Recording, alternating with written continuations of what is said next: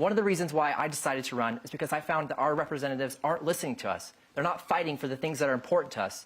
They're not fighting for things like ending the vaccine mandates, for empowering parents in education, and for securing our elections. As for election integrity, that's basically code for Blake Moore and other establishment Republicans. You didn't fight like hell to support Trump's coup, so you're bad. If I was there, I would support his coup and get on my knees for him even more than you, because Trump's my Lord and Savior as well as my daddy, and you're not authoritarian enough. This video is going to be an analysis of the Republican primary debate coming out of my home congressional district, Utah's 1st, between incumbent House Representative Blake Moore, Andrew Badger, and Tina Cannon.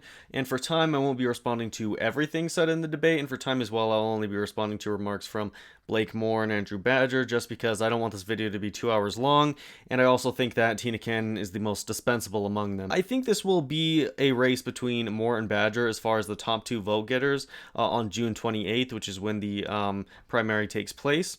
And last thing, all three of these candidates insinuate something that I'm not really going to be addressing for the rest of the video, so let me just say this. They're saying that Biden is the cause of our high inflation and gas prices, despite countless other countries experiencing high inflation and gas prices right around the same time as us, even before Russia's invasion of Ukraine. I'll have a pinned comment below that further demonstrates why Biden did not cause the inflation and high gas prices. So straight out of the gate from Badger, you can tell he's either incredibly stupid or just trying to appeal to incredibly stupid people by hating on the bipartisan infrastructure bill. The reason why we're in the state of our country is right now is because the current Republicans have been compromising our values. They're not fighting for us. We have people like Mitt Romney, who say he trusts the president, who supports his infrastructure bill.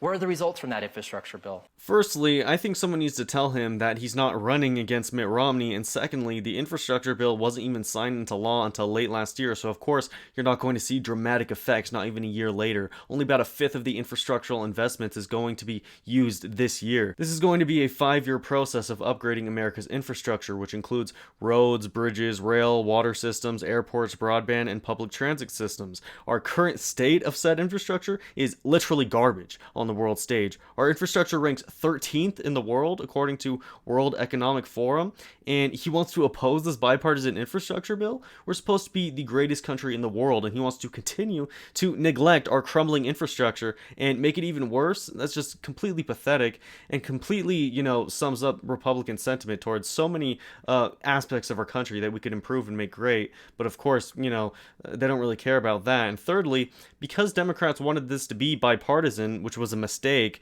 to appease dinos in Congress like Manchin and Sinema, the original $2.3 trillion bill that the White House proposed was shaved down all the way to $1.2 trillion, over $1 trillion cut.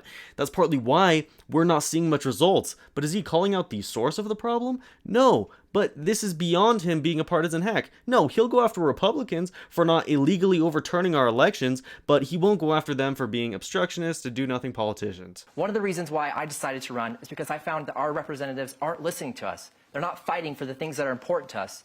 They're not fighting for things like ending the vaccine mandates, for empowering parents in education, and for securing our elections. So I agree that Republicans could fight harder to do horrible things like disregard public safety measures and cater to grown adults who whine and are scared of getting pricked by a needle injecting a vaccine that will save their life if they get COVID and keep them from being hospitalized. One of the biggest issues with people not taking the vaccine is that statistically they are clearly more likely to be hospitalized, and that falls back on every responsible person who is suffering an illness or injury out of no fault of their own. I got deathly ill with a rare flesh-eating disease called necrotizing fasciitis back about a year ago, actually in the summer of 2021, and every day I am grateful that at that time the cases had fell and hospitalizations were down, because otherwise I might not have been seen at the correct time. Necrotizing fasciitis spreads rapidly, and every single place it spreads has to be cut out.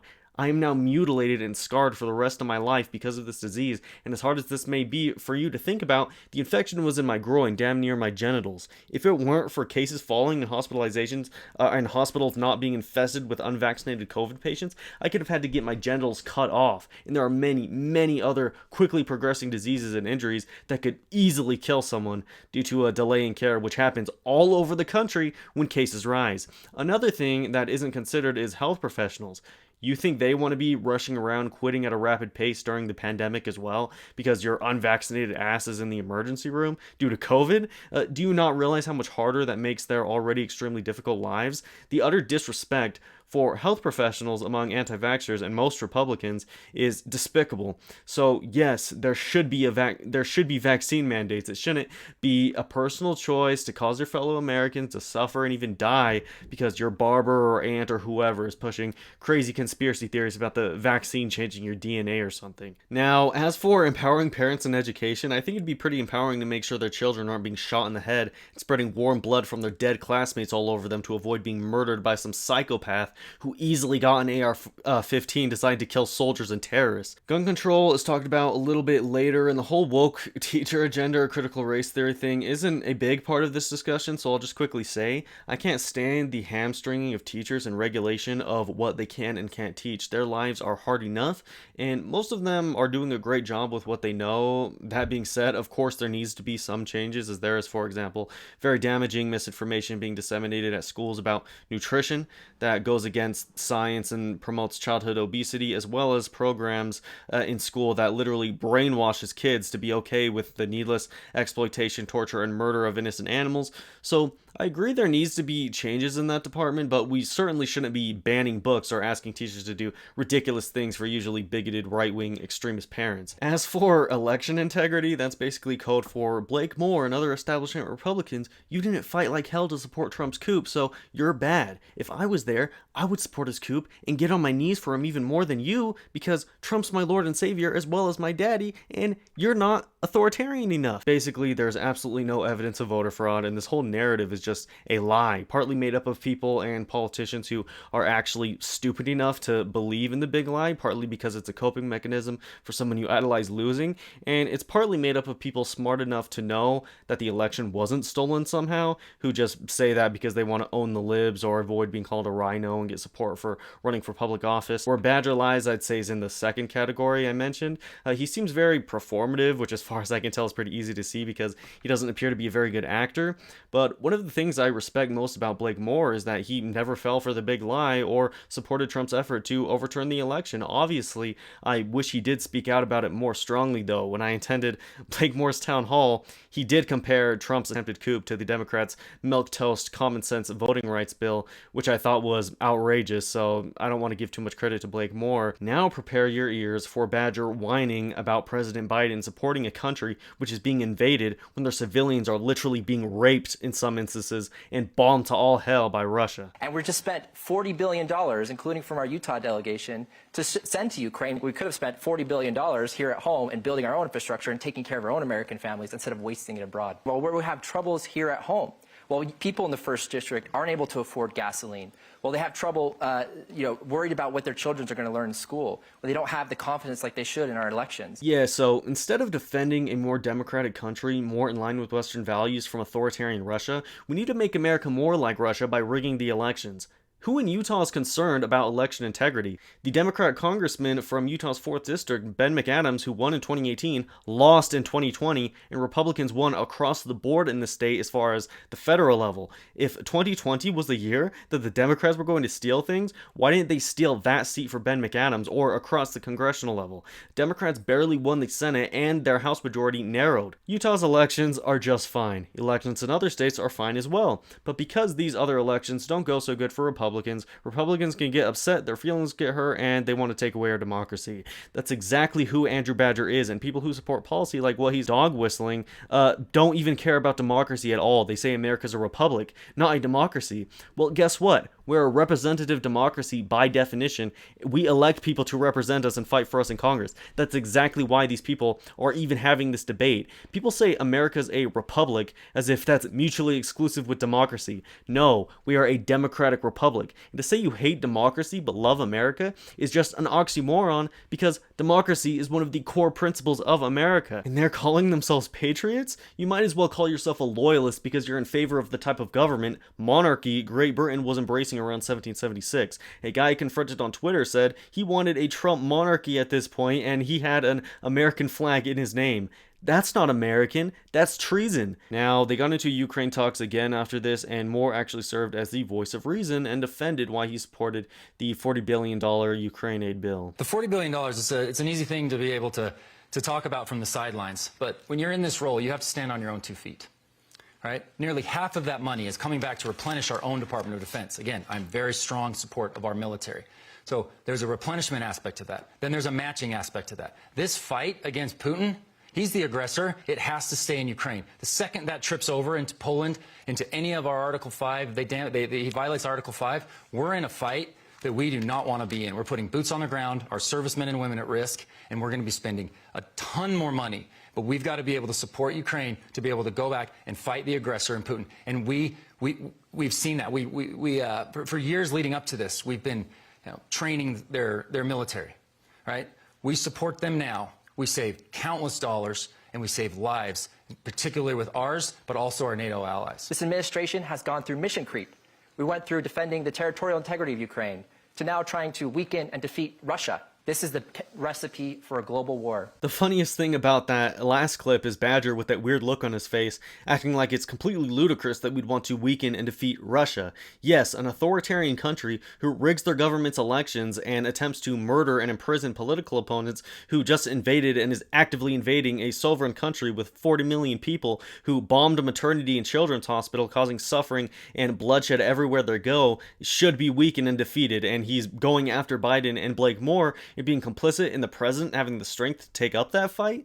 Us sending aid to Ukraine will not escalate to a war with Russia. Them being emboldened by a complete and utter takeover of Ukraine very well could, or at the very least put us in another situation where Russia is murdering and terrorizing millions of other people. So if we can prevent that, or at least prolong that reality for as long as possible, Putin won't be as emboldened to then try to take more and more. Now we're going to watch more common sense from Blake Moore, other than a strange gaffe. Funny how Republicans don't say Moore has dementia based on gaffes and the way he couldn't really string some sentences together throughout this debate, but they'll say Biden does for the same thing because they're partisan hacks and will make up anything to fit their narrative. To say that it's all that money's going to Ukraine, like I said, nearly half of it was replenishing our own military, right? I did not invade Ukraine. This was not something that was expected. By the way, if you're liking this video so far, make sure to leave a like and subscribe for more content about politics. I'm going to be making more videos about Utah politics, particularly news about the 1st District or Northern Utah. So also make sure to share and tell your friends who live in this region about this channel. Even if you disagree with what I'm saying, you can leave a comment and we can have a thoughtful discussion.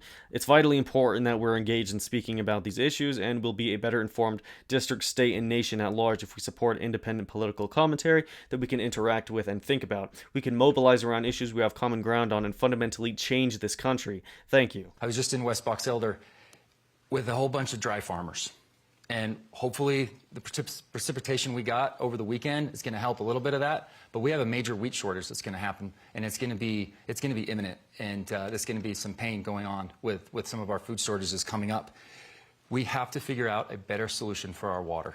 And it's going to take all hands on deck. I don't know if it would take all hands on deck, but one of the simple solutions to the problem, though, is to take our hands off the knives we use to stab baby animals in the throat for nothing but sensory pleasure, as a vegan diet takes up to 5 times less water than a non-vegan diet. Eating vegan for one day saves 1,100 gallons of water. That's the general estimate. Utah has been in a drought for how long? I told Governor Cox last summer, and I recorded this, it's uploaded on my channel, it will be linked at the very end, that if we want to conserve water, maybe we should put the well-being and lives of Americans over big animal ag's profits and make sure they stop hoarding all of the water to instead grow healthy plant foods, which not only prevents the concentration camps of animals from taking root in our community, which comes with a whole slew of other problems, but it also prevents us from dying from heart disease, which is our main cause of death. That is caused by LDL cholesterol, which is only found in animal corpses and secretions. LDL cholesterol causes heart disease according to the European Atherosclerosis Society consensus panel. Also, the general estimate for how much grain you save by not supporting animal agriculture for just one day is 40 pounds. We are wasting food and exacerbating food shortages for a terribly immoral practice that is also being subsidized by people like me who don't consent to have my tax dollars fund this nonsense, which I spoke to Blake Moore about specifically. That video will be linked at the very end as well. So us ceasing to just enslave, torture, and murder innocent animals and wasting countless amounts of water and grain from breeding and killing them over and over and over benefits us in many ways, not only to deal with with the drought, but to further prevent congested hospitals, which has the problem I outlined earlier. Look, a properly planned vegan diet is suitable for all stages of life. That's also the consensus statement from the largest organization of nutrition professionals on the planet, the Academy of Nutrition and Dietetics. It's time to free ourselves and the animals from the chains of big ag money bags, and we need to stop letting corporations tell us how to run this state and this country in general. We can save water, we can save resources, and we can save lives. The last thing I want to say here is, I know this whole vegan talk is probably new to some people watching this video, but please just watch the documentary Dominion, which will be linked on the screen now, and I think you'll start to make the connection and understand why I'm so passionate about this. We also need conservatives who aren't going to buy into this climate change narrative. A lot of Utahns, led by John Curtis and joined by Blake Moore, are part of the Conservative Climate Caucus. Blake, one of the first lobbying groups you met with was a climate change lobbyist group in Park City. And we buy into this narrative that this climate change hysteria, which is different from environmental stewardship, and we go along, we pass these 1.5 trillion omnibus bills, which are loaded with climate change, these Green New Deal bills, and we have to be willing to fight back, and we have to stop passing this crazy legislation and enabling the Biden administration to push forward this blackmailing of the American people. Great, so let's deny the overwhelming scientific consensus that the planet is warming and that environmental catastrophe is not only coming, it's already happening by exacerbating wildfires in places like California. When those fires burn, loads of smoke comes barreling into Utah and makes this beautiful state foggy and ugly. Do you want to struggle to see our beautiful mountains because clowns like Andrew Badger want to neglect the planet? And again, going vegan is one of the best ways to reduce your carbon footprint. Animal agriculture is a completely unnecessary source of methane. According to the EPA, methane is more than 25 times as potent as carbon dioxide at trapping heat in the atmosphere. Blake Moore then makes a fair but false point about the little Republicans are doing in Utah to avert terrible environmental damage and the catastrophic effects of climate change, but it's a decent response to what Badger was saying. The actual strongest argument against Biden's war on oil and gas has been to be able to highlight the good work that we've been doing. And right here in Utah, we invested in Tier 3 gas. We spent billions of dollars to invest in Tier 3 refineries because that strengthens our argument. It makes it a more credible argument to support American energy independence. Now, this is the most fiery part of the debate and in many ways speaks for itself, so I'm going to play a little bit of this uninterrupted. Even though Blake Moore stumbles through a couple sentences, again, I think he clearly showed more genuine passion here and even confidence in a way that Badger, who comes off as fake and performative in my eyes, just didn't. You didn't answer the bill why you voted for a 1.5 trillion omnibus bill, which was loaded with Green New Deal pork. What bill was that? The omnibus bill last. I didn't vote for the omnibus bill. Yeah, you did. I voted for the defense. There was two bills. I voted for the defense-related one, not the 1.5. So you didn't vote for the 1.5 trillion. I voted for the defense-related one. Heritage Foundation disagrees. So Heritage Foundation criticized. There was two separate bills. Every House member in Utah, the delegation voted for the defense-related one, but they still dinged it because they felt like when it went over to the Senate. So this is the legislative process. When it goes over to the Senate, it became one bill, but on the House side, we only voted for the security one. We did not vote for the additional appropriations bill. So it's a very clear definition. We communicated that to the Heritage Foundation. They thought once the bill was ended and through the Senate, if you voted on any of it, I support our military. I represent Hill Air Force Base. I have worked tirelessly and spent countless hours at Hill Air Force Base making sure that I'm there to support them. That's what I voted for. So. And you also voted for that defense bill, which included funding the vaccine. This is getting exciting. I like it. But the next rebuttal is going to go to Tina Cannon. Well, okay, we're going to do. Hold on. We're going to do one more rebuttal from each of you. So get ready. Hold on. We're going to go one more rebuttal from Blake. That would be great. We could end the debate today. Let's talk about hold on for 1 second. I actually really like this energy. So no problem. Keep it up. But we got to do it in order so that people can hear what you're saying. On June 22nd, that's my birthday, everybody. I will spend an 18-hour. I will be in committee for 18 hours in the Armed Services Committee room, going and fighting for the priorities that are most important to our national security and to Hill Air Force Base.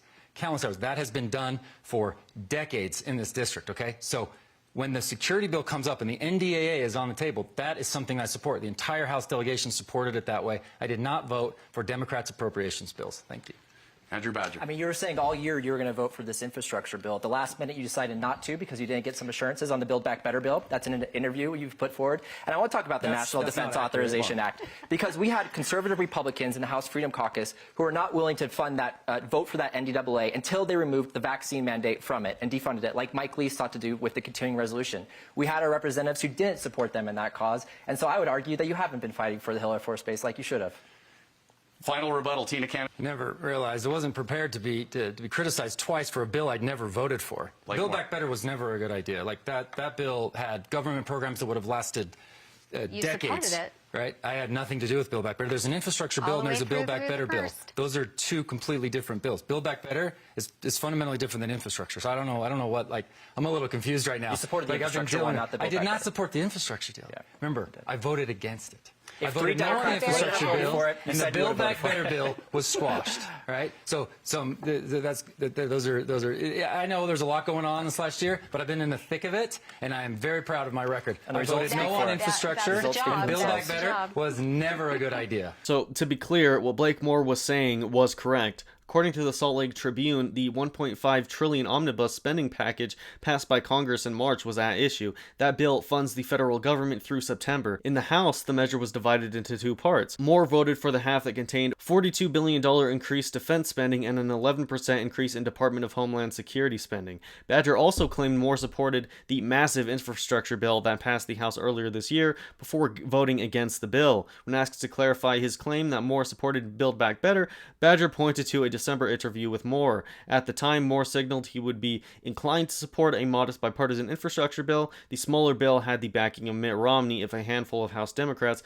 opposed the effort to pass the Build Back Better legislation, the multi-trillion-dollar centerpiece of President Joe Biden's domestic agenda.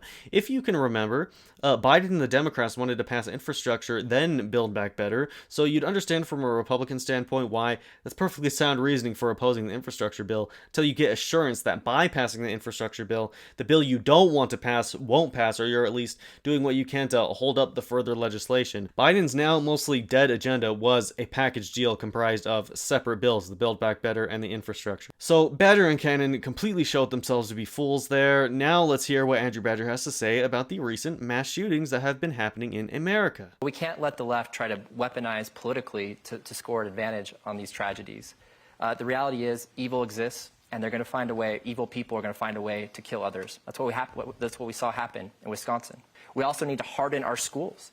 You know, we need to have armed guards at our schools. We need to have a lot of veterans in this country. I'm sure a lot of them would be willing to go and serve at these schools. And repealing the Second Amendment, trying to take away our God-given rights, is not going to solve this problem. So he referred to human beings finding ways to kill people regardless, and as an example referenced Wisconsin.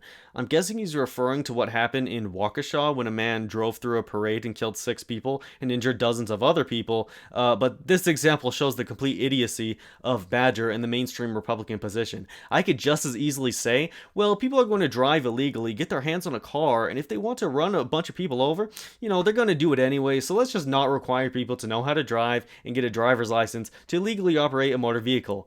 That's bullshit. Regulations like driver's licenses and more driver's training have been proven to prevent deaths by cars. In the same way, regulations like an assault weapons ban, universal background checks, and what I support, mandatory gun training, would absolutely prevent deaths by guns. Let's not delude ourselves here and act like we should have little to no regulation on firearms. Why would that be any different from having no regulation on driving a motor vehicle? So the one thing that Badger said that I agree with here is that we need armed guards in schools. I just think it's common sense that this would prevent school shootings. More police is typically a good thing in reducing crimes, empirically speaking, as long as they're actually willing to do what they signed up for and defend American lives, which police in Uvalde, Texas failed to do out of cowardice. So yeah, that's what I agree with. Now, as for the left taking away gun rights completely, that's not what the left is advocating for. That's not what I'm advocating for, because I believe there are too many illegal guns in this country, too many goons, frankly, and I think we can have guns like handguns and shotguns for self-defense, and this is partly so that people will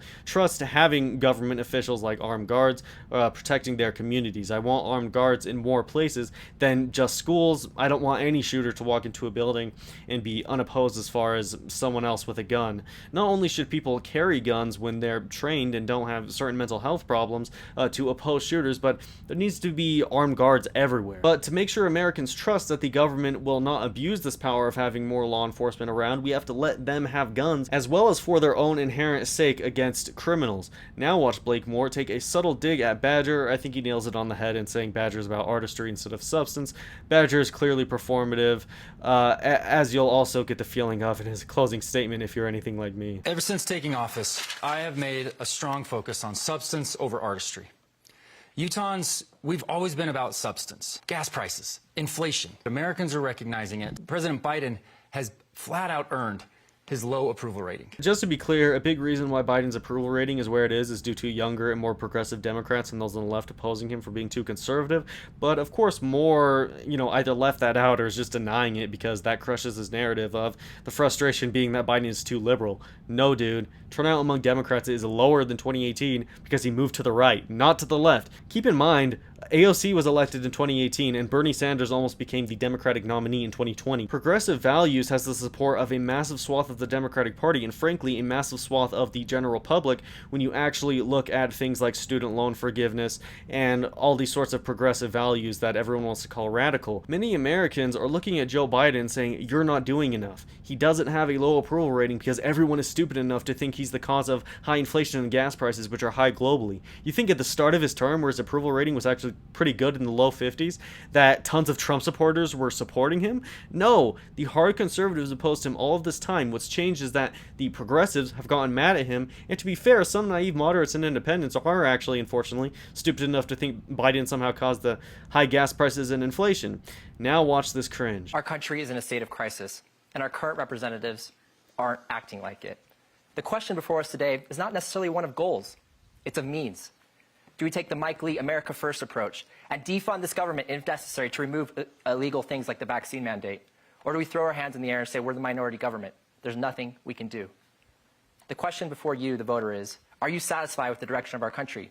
Do you believe our current representatives are doing everything they can to fight for your freedoms? I believe that we don't have to settle for the status quo. Utah is a land of pioneers. We're entrepreneurs, we're ranchers, we're cowboys, and we're fighters.